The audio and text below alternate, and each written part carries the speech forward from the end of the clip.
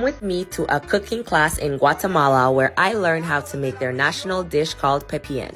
There are two types of Pepian, black Pepian and red Pepian. Today we're making black Pepian because we're roasting all the ingredients, which includes mil tomate, which are little green tomatoes, regular tomatoes, hot chili, onions, and cilantro. Pepian is a thick meat stew made with chicken, or you can use beef. We used chicken, and what I loved most, which was probably the hardest to do, was grinding the vegetables into a sauce using traditional Mayan methods. Which, by the way, if you're a woman looking to get married in Guatemalan culture, you better be real good with your grinding techniques, or else you'll get sent back home to your mama. After perfecting the sauce and chicken, we took a small break and tried the local drink chicha, which was made from cinnamon, cocotes, pineapples, and peppercorn. It was really good.